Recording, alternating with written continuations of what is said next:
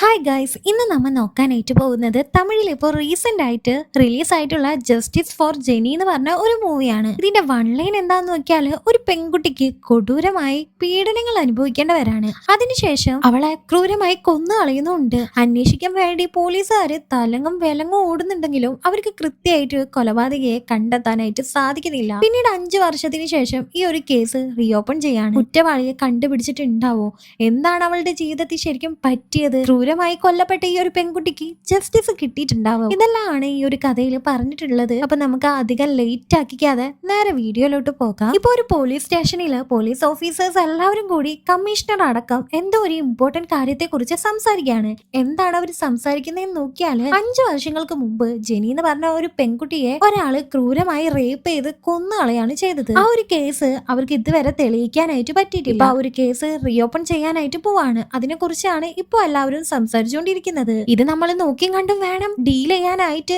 എന്ന് കമ്മീഷണർ അവിടെയുള്ള ചെറിയ ചെറിയ പോലീസുകാരോട് അഡ്വൈസ് ചെയ്യുന്നുണ്ട്. അവിടെ സീൻ കട്ട് ചെയ്ത് 5 വർഷം മുന്നേ എന്താണ് സംഭവിച്ചത് എന്നാണ് കാണിക്കുന്നത്. പാതിരാത്രി സമയം ജെനിയെ അവളുടെ ഫ്രണ്ട് ആയിട്ടുള്ള സിദ്ധാർത്ഥ് അവളുടെ ഫ്ലാറ്റിന്റെ മുന്നിൽ ഡ്രോപ്പ് ചെയ്തിട്ട് പോകുന്നുണ്ട്. പിന്നീട് അവൾ അവളുടെ ഫ്ലാറ്റിലേക്ക് ചെന്ന് ഫ്രഷ് ആവുന്നതാണ് കാണിക്കുന്നത്. ഒരു നിഴൽ അവൾക്ക് കാണുന്നുണ്ട്. ആരോ വന്ന് അവളുടെ വായ പൊത്തുന്നുണ്ട്. അവിടെ സീൻ കട്ട് ചെയ്ത് ഇപ്പൊ പോലീസുകാര് ആ ഒരു സ്പോട്ടിൽ വന്ന് നോക്കുമ്പോൾ ക്രൂരമായ രീതിയിൽ, അതായത് പ്രൈവറ്റ് പാർട്ടി പോലും കത്തി കൊണ്ട് കുത്തി ഇറക്കി ഒരുപാട് വെട്ടുകളാണ് ശരീരത്തിലേറ്റ് അവൾ മരിച്ചു പോയിട്ടുള്ളത്.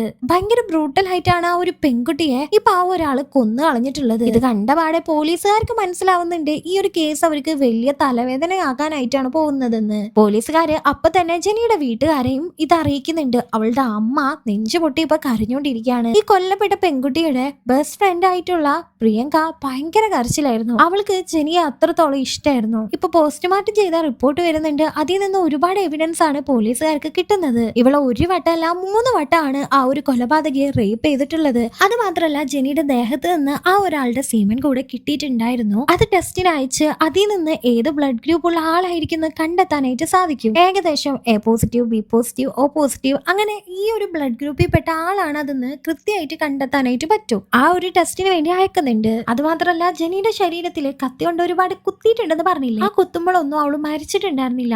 അവസാനമായിട്ട് ആ ഒരാള് കഴുത്തിലായിട്ട് അവളെ കുത്തിയിട്ടുണ്ട്. ആ ഒരു കുത്തലിലാണ് ജെനി മരിച്ചതെന്നും റിപ്പോർട്ട് വരുന്നുണ്ട്.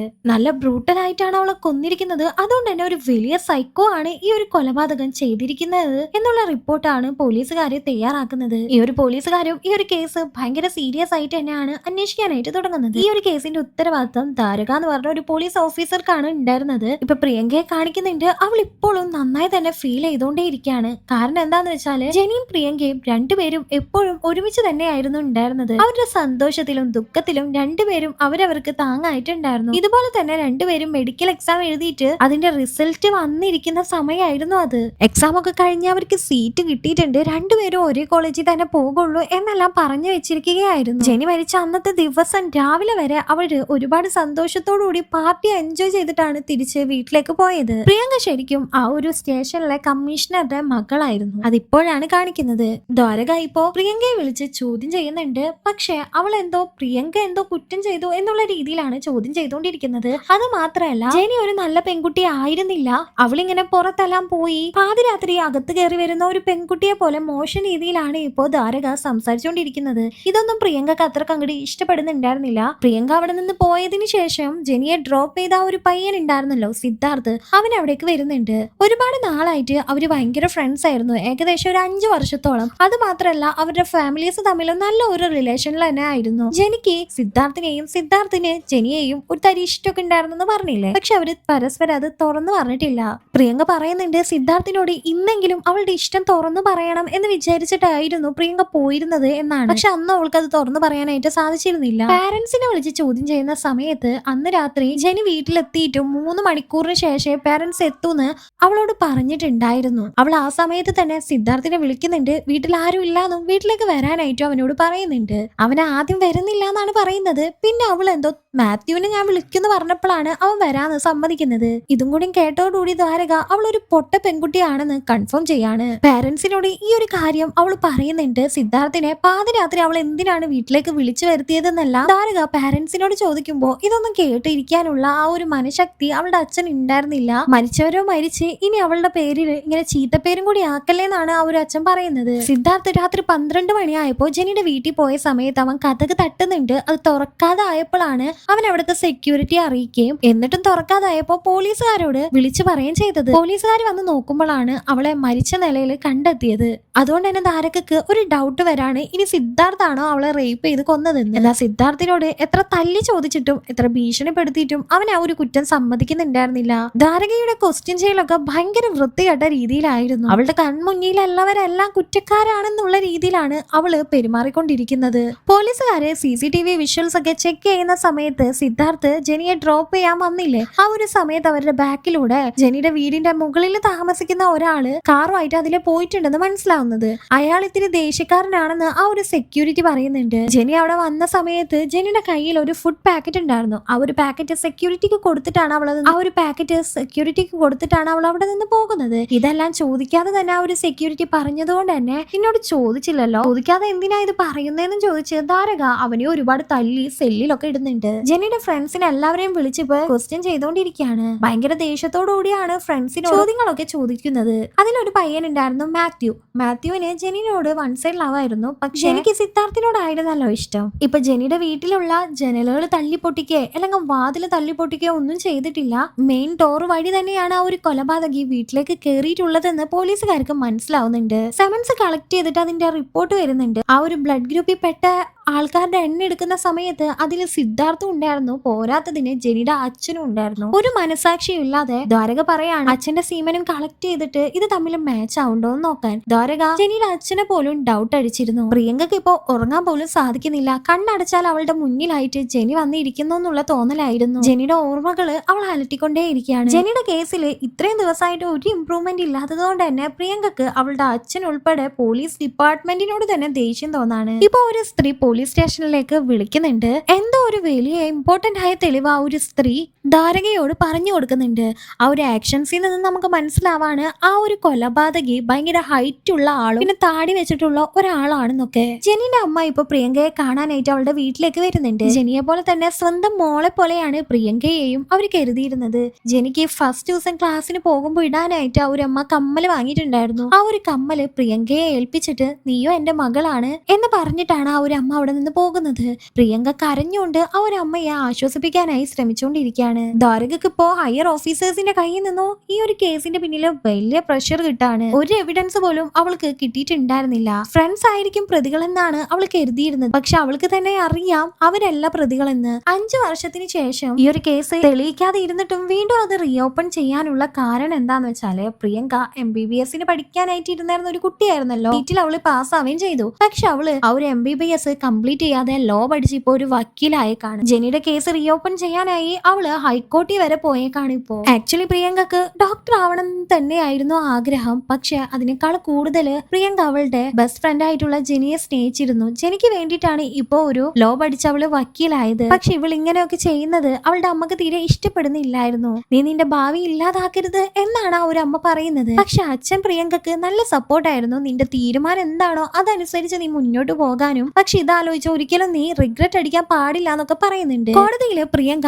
ഈ ഒരു കേസ് അന്വേഷിച്ചേർന്ന് ഓരോ ഓഫീസേഴ്സിനെയും വിളിച്ച് ചോദ്യം ചെയ്യുന്നുണ്ട്. എന്തുകൊണ്ടാണ് ഇത്രയും വർഷം കഴിഞ്ഞിട്ടും ഈ ഒരു കേസ് തെളിയിക്കാൻ പറ്റാത്തത് എന്നെല്ലാം ചോദിക്കാണ്. പോലീസുകാരെ ശരിയായ രീതിയിലല്ല ഈ ഒരു കേസ് അന്വേഷിച്ചത് എന്നാണ് പ്രിയങ്ക പറയുന്നത്. അങ്ങനെ അവള് പറയാനായിട്ട് വലിയൊരു കാരണം ഉണ്ടായിരുന്നു. പക്ഷെ ഈ ഒരു കേസ് തെളിയിക്കാതിരിക്കാൻ വലിയൊരു കാരണം ഉണ്ട് എന്നാണ് പോലീസ് ഓഫീസേഴ്സ് പറയുന്നത്. ഈ ഒരു കേസ് അന്വേഷിച്ചുകൊണ്ടിരുന്നിരുന്ന ദ്വാരക കേസ് അന്വേഷിച്ചുകൊണ്ടിരിക്കുന്ന സമയത്ത് തന്നെയാണ് ട്രാൻസ്ഫർ ആയിട്ട് പോകുന്നത്. പിന്നീട് പുതിയതായി വന്ന ഓഫീസർക്ക് 6 മാസം ഈ കേസിന് പഠിക്കാനായിട്ട് സമയം കൊടുക്കുന്നുണ്ട്. പക്ഷെ ഈ ഒരു കേസ് സീരിയസ് ആയി എടുക്കാതെ പെൻഡിങ്ങിന് വെക്കാണ് ചെയ്തത്. ഇതിനെ കുറിച്ചെല്ലാം പ്രിയങ്ക ക്വസ്റ്റ്യൻ ചെയ്യുന്നുണ്ട്. ജെനിക്ക് നടന്ന പോലെ തന്നെ വേറെ ഒരു 2 പെൺകുട്ടികൾക്ക് കൂടി ഇങ്ങനെ ഒരു ക്രൂരത നടന്നിട്ടുണ്ടായിരുന്നു. അതിൽ അനിത എന്ന് പറഞ്ഞ പെൺകുട്ടിയെയും ഇതുപോലെ റേപ്പ് ചെയ്ത് അയാൾ കൊന്നുകളയാണ് ചെയ്തത്. അതും കഴുത്തി തന്നെ കുത്തിയിട്ട്. പക്ഷെ രണ്ടാമത് പറഞ്ഞ പെൺകുട്ടി ഉണ്ടല്ലോ, അത് ബിൽഡിംഗ് വർക്ക് ഒക്കെ ചെയ്യുന്ന ഒരു പെൺകുട്ടിയായിരുന്നു. അവളെ കൊന്നിട്ടുണ്ടായിരുന്നില്ല. അവളാണ് അന്ന് ഒരു ദിവസം പോലീസുകാരോട് വന്ന് ഹൈറ്റ് ഉള്ള താടി വെച്ച ആളാണെന്നൊക്കെ പറഞ്ഞു കൊടുത്തില്ലേ, ആ ഒരാൾ തന്നെ, ആ ഒരു പെൺകുട്ടി തന്നെ. ആ ഒരു കെട്ടിടം ജോലി ചെയ്യുന്ന പെണ്ണാണ് പ്രിയങ്കയോട് വന്നിട്ട് അവളാണ് ഇപ്പോ ജെനിയുടെ കേസ് തെളിയിക്കാനായിട്ട് നടക്കുന്നതെന്ന് മനസ്സിലാക്കിക്കൊണ്ട്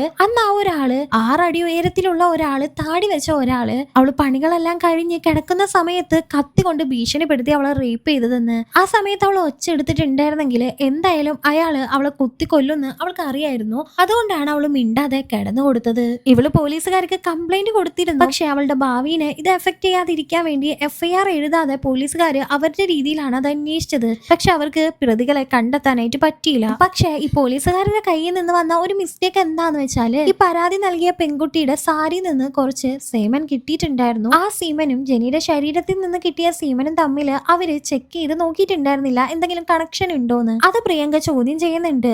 അത് അവരുടെ കയ്യിൽ നിന്ന് വന്ന മിസ്റ്റേക്ക് ആണെന്ന് അവര് അക്സെപ്റ്റ് ചെയ്യുന്നുണ്ട്. പ്രിയങ്ക ചോദിക്കാണ് ധാരകയോട്, നിങ്ങൾ തെളിയിക്കാത്ത ഒരുപാട് കേസുകൾ ഇവിടെ ഉണ്ട്, അത് നിങ്ങൾ ക്ലോസ് ചെയ്യുമ്പോൾ പിന്നെ CID കളാണ് വന്ന് അന്വേഷിക്കുന്നത്. ആ സമയത്ത് അവർക്ക് എങ്ങനെയാണ് ഈ ഒരു കേസിനെ കുറിച്ച് തെളിവൊക്കെ കിട്ടുന്നത്? നിങ്ങൾക്ക് കിട്ടാത്ത തെളിവ് അവർക്ക് എങ്ങനെ കിട്ടുന്നു എന്നെല്ലാം ചോദിക്കുമ്പോൾ ദ്വാരക പറയുന്നത് ആ ഒരു ഡിപ്പാർട്ട്മെന്റിന് പവർ കൂടുതലാണെന്നാണ്. പവർ ഇല്ലാത്ത നിങ്ങളുടെ ഡിപ്പാർട്ട്മെന്റ് പിന്നെ എന്തിനാണ് വർക്ക് ചെയ്യുന്നതെന്നൊക്കെ പ്രിയങ്ക ചോദിക്കുന്നുണ്ട്. അതിനൊന്നും ദ്വാരകക്ക് മറുപടി ഉണ്ടായിരുന്നില്ല. പോലീസുകാരും ശരിയായ രീതിയിൽ കേസ് അന്വേഷിക്കാത്തതുകൊണ്ടാണ് ഇത് തെളിയാത്തതെന്ന് കോടതിക്കും മനസ്സിലാവുന്നുണ്ട്. അനിത എന്ന് പറഞ്ഞ പെൺകുട്ടിയുടെ സാരിയിൽ നിന്ന് കിട്ടിയ സീമനും ജെനിയുടെ ശരീരത്തിൽ നിന്ന് കിട്ടിയ സീമനും തമ്മിൽ എന്തെങ്കിലും മാച്ച് ആവുന്നുണ്ടോന്ന് ടെസ്റ്റ് ചെയ്ത് നോക്കാൻ വേണ്ടി കോടതി വിധി വരുന്നുണ്ട്. അതുപോലെ ഇതുപോലത്തെ എന്തെങ്കിലും കേസ് വേറെ സ്റ്റേഷൻ പരിധിയിലൊക്കെ നടന്നിട്ടുണ്ടെങ്കിൽ അതിൽ നിന്ന് എന്തെങ്കിലും സാമ്പിൾസ് കിട്ടിയിട്ടുണ്ടെങ്കിൽ അതൊക്കെ മാച്ച് ചെയ്ത് നോക്കാനായിട്ട് ദ്വാരക പോലീസുകാരോട് പറയുന്നുണ്ട്. പ്രിയങ്ക കൊടുത്ത ഹിൻസ് ഒക്കെ കേസിന് ഭയങ്കരമായിട്ട് ഉപകാരപ്പെട്ടതുകൊണ്ട് തന്നെ കോടതി അവളെ അപ്രീഷിയേറ്റ് ചെയ്യാണ്. ഈ ഒരു ടൈപ്പ് കേസുകളിൽ പെട്ട പ്രതികളെ എല്ലാം ലിസ്റ്റ് എടുക്കാനായിട്ട് ദ്വാരക പറയുന്നുണ്ട്. പോലീസുകാരും അതനുസരിച്ച് ഓരോ സ്റ്റേറ്റിലും പോയി അന്വേഷിച്ചുകൊണ്ടിരിക്കുകയാണ്. കർണാടക, ആന്ധ്ര, തമിഴ്നാട്, അങ്ങനെ ഓരോ സ്റ്റേറ്റിലും ഇങ്ങനത്തെ കേസുകൾ ഉണ്ടോ എന്ന് അന്വേഷിക്കുന്നുണ്ട്. അവസാനം കേരളത്തില് ഇതുപോലെ സാമ്യമായിട്ടുള്ള ഒരു കേസ് ഉണ്ടെന്ന് അവർ കണ്ടെത്തുന്നുണ്ട്. പക്ഷെ ആ ഒരു പ്രതി ഇപ്പോ എന്തോ ഒരു ചെറിയ കേസിന്റെ പേരിൽ ജയിലിലാണ് ഉള്ളത്. അങ്ങനെ കേരളത്തിൽ പോയി ആ ഒരു പ്രതിയെ കണ്ടുപിടിക്കുന്നുണ്ട് ഈ ഒരു തമിഴ്നാട് പോലീസുകാര്. എന്നിട്ട് അവിടെ നിന്ന് പ്രതിയെ കൂട്ടിക്കൊണ്ടുവരാണ്. അങ്ങനെ ഈ സീമൻസ് ടെസ്റ്റ് ചെയ്ത് കഴിഞ്ഞതിന് ശേഷം ഇവൻ തന്നെയാണ് പ്രതി എന്ന് ഉറപ്പിക്കുന്നുണ്ട്. അവനെ കോടതിയിൽ കൊണ്ടുവന്ന് ഹാജരാക്കുന്നുണ്ട്. ഇപ്പോഴാണ് ഒരുപാട് ഞെട്ടിക്കുന്ന വിവരങ്ങളെല്ലാം അവർക്ക് ലഭിക്കുന്നത്. അവൻ എന്തിനാണ് ഇങ്ങനെ ചെയ്യുന്നത്, എത്ര പെൺകുട്ടികളോടെല്ലാം ഇങ്ങനെ ചെയ്തിട്ടുണ്ടെന്നൊക്കെ. അവന്റെ കണ്ണില് സുന്ദരികളായ ആരെങ്കിലും കണ്ടിട്ടുണ്ടെങ്കിൽ അവനക്ക് അപ്പൊ അവളെ റേപ്പ് ചെയ്യണം എന്നുള്ള ഒരു പൂതി തോന്നാണ്. പിന്നീട് ആ ഒരു പെൺകുട്ടിയെ അവൻ ഫോളോ ചെയ്തുകൊണ്ടേ പോകും. പിന്നീട് അവനക്ക് അവസരം കിട്ടുമല്ലോ, വീട്ടിൽ ആരും ഇല്ലാത്ത അവസരമൊക്കെ കിട്ടുന്ന സമയത്ത് എങ്ങനെയെങ്കിലും വീടിന്റെ ഉള്ളിൽ കയറി പറ്റിയതിനു ശേഷം കത്തി കാണിച്ച് ഈ പെൺകുട്ടികളെ റേപ്പ് ചെയ്യാനായിട്ട് നോക്കും. അവര് മര്യാദക്ക് ഒച്ച ഒന്നും ഉണ്ടാക്കാതെ കിടക്കാന്ന് വെച്ചാല് അവൻ പ്രത്യേകിച്ച് ഒന്നും ചെയ്യാതെ അവര് ജീവനോടെ വിട്ടിട്ട് വരും. അവർ ഇതിനെതിരെ റിയാക്ട് ചെയ്യാൻ നോക്കിയാലോ ഇവനെ പിടിച്ചു കൊടുക്കാൻ നോക്കിയാലോ ചെയ്തിട്ടുണ്ടെങ്കിൽ ക്രൂരമായിട്ട് അവരെ കൊന്നതിന് ശേഷം അവൻ അവിടെ നിന്ന് പോകുള്ളായിരുന്നു. ഇതുപോലെ തന്നെയാണ് ആ ഒരു ബിൽഡിങ്ങിൽ ജോലി ചെയ്തിരുന്ന ആ ഒരു പെൺകുട്ടിയെ അവൻ ചെന്ന് റേപ്പ് ചെയ്തത്. ആ ഒരു പെൺകുട്ടി മിണ്ടാതെ കിടന്നിട്ട് ജീവനിൽ പേടിച്ചാണ് മിണ്ടാതെ കിടന്നത്. അതുകൊണ്ടാണ് അവളെ വെറുതെ വിട്ടത്. അനിത എന്ന് പറഞ്ഞ പെൺകുട്ടിയെ റിയാക്ട് ചെയ്തതുകൊണ്ടാണ് അവളെയും കുത്തിക്കൊന്നത്.